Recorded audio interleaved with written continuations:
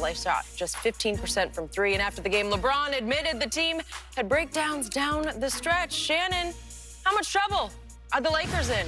Well, I've been worried about them, Skip. I've been worried about their three-point shooting, and I've been worried about their late-game defense. And that's what we saw on full display. They couldn't make shots, catch and shoot. They were terrible. And then down the stretch, they allowed the Blazers to go on a 19-6 run.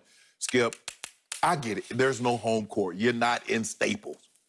But when you have Anthony Davis, you have LeBron James, and you're up 6, you got to bring it home. You got to bring it home. It's got to come home because you fought and you've been behind pretty much the entirety of the game. You were down at one point by 16, and you got to bring that one home. Skip, and they scored 93 points. Let that sink in. A team that's given up 123 in the bubble, they hold you 30 below that with AD and LeBron on that team. Now, granted, you played some pretty good defense yourself because this was the first time that the Blazers have only scored 100 points in the season. So you did some good things also. But for KCP, 0-9. Danny Green was 1 for 12. Caruso was 1 of 6. You can't win like that, Skip. Anthony, AD, and LeBron have to play better. Skip, they need to be around 60. That's at the bare minimum in order for them to win, to offset. Because, like I said, I can't count on Kuzma giving me 25 like he gave me in the Nuggets. I can't count on that. I can't count on that Danny Green of 2013, Skip, that had the record for the most threes in a series. I can't count on that. What I should be able to hang my hat on is LeBron James and Anthony Davis, between the two of them, giving me 60-plus points, giving me 20-plus rebounds, and giving me 15 to 16 assists. That's what I should be able to hang my hat on. All the other things, if it comes, I'll take it, gladly accept it. But I should be able to hang my hat, and I wasn't able to hang my hat on that last night. I'm concerned. I am concerned, and I've been concerned for a while. So here we go to game 2. Now the pressure is completely on your team. Portland probably feels like it has one to play with. You know, you can just go out, let it fly, just see what happens, and hope that the Lakers shrink again. Hope that they start missing and it becomes contagious missing again. Okay. I'm going to bring this back up because we talked about it a couple of weeks back, and I'm not going to minimize the impact of this. What did we hear about LeBron and AD, not only in the bubble, I think it had started back at the end of the regular season. They had decided no more shoot-arounds. I'm not saying that's why they're missing so many threes as a team, but there's a mindset to that.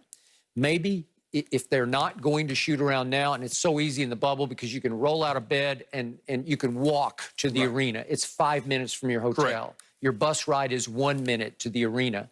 It's not that hard to go to shoot around on the day of a game, the morning of a game, late morning, maybe it's at 10 or 11. Just go shoot. And maybe you can break the cycle. Maybe you can smash the jinx of it. Maybe you'd feel better as a team if you went and everybody got up shots. And maybe all you did was shoot 3-point shots. And maybe you'd feel like you lifted the curse or the hex. You know, sometimes mentally, you know how it goes. And then if you can make a couple in the first quarter, maybe you start going contagious great on contagious hot. I think they need to go back to shoot-arounds because that's the only team I've ever heard of that doesn't conduct a morning shoot-around on day of game. It's a tradition in the league. I'm pretty sure every team does it every game. Well, Skip, this is the only team in the league I've seen constantly shoot 15% from the three-point line, too. All right, so maybe there is something to that. Maybe you're right. Rajon Rondo has been cleared to play. He practiced, I believe, on Monday. I saw him, he was shooting pregame. You need him. He brings this team something it did not have last night. It's an edge. It's an attitude. It's a playoff Rondo experience. There's something about him in big playoff games because he's been in a bunch of them and he's got championship in his pedigree. You need him to set a different tone than is getting set by Alex Caruso right now. I think the rest of the Lakers look at Caruso as a try-hard guy. You know, he's not good enough to make the impact that Rajon Rondo can make on both ends of the floor. Because Rondo, we know he's not a great on-ball defender, but he is a disruptor. He'll make a play with a steal. He'll do something to incite the team on a run. So you need Rondo to give you a new edge to this team. It didn't play with any edge or urgency last night to me. They fell behind by 16 right out of the gate. But Skip, that's been the theme. Yeah. They've been slow out of the gates and then try to walk people down, and you have to exert so much energy in order to get back. Skip, in the third quarter, they scored 19 as a team. In the fourth, they scored 18. I've seen LeBron James score 20-plus by himself. I've seen Anthony Davis score 20 points by themselves. They scored 37 points in the second half. Yep. Okay, and back to Kyle Kuzma. I brought him up as we opened the show.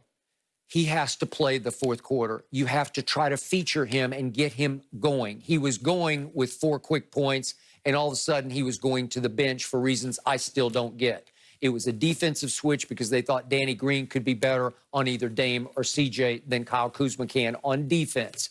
But you need to outscore the Blazers. Yeah, but you got to make them work, but you have to also make them work on the defensive end while they're making you work, and maybe that's what's happening with Danny Green because he normally gets the toughest defensive assignment. He can. So maybe, Skip, his legs aren't there because he's chasing Dame, he's chasing CJ. Well, you got to make them work also because if they're coasting, they're not worried. They're like, we ain't worried about you. We're going to double down on AD, we're going to double down on LeBron, and we're going to leave you shooters open. And as long as you don't make it, why would I ever not double down on AD? Why would I not ever double down on LeBron James when you guys can't even throw it in the ocean? Yep. Standing on the deck.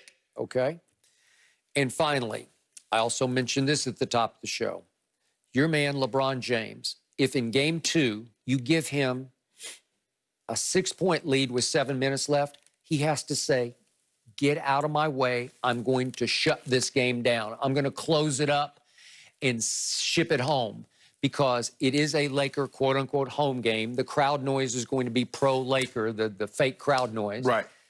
He has to march to the free throw line. I know he's not great at the late-game free throw line. In fact, he's the worst star at the late-game free throw line you can find in NBA history. 66% now, where he was a 75%. No. So he missed the 2 last night, as did Anthony Davis. But listen, against this team, he's being guarded by often Carmelo Anthony. And Gary Trent Jr. Those are the 2 guys. Okay, and Carmelo did a nice job of just trying. He tried to stay in front of him. But against Gary Trent Jr., who's about 6'5", and LeBron's about 6'9", he cannot keep you from the rim. He cannot. No. I'm sorry, he cannot. But see, the thing is, Skip, is that what Portland did last night, they went double bigs. They went Whiteside and they went Nurkic.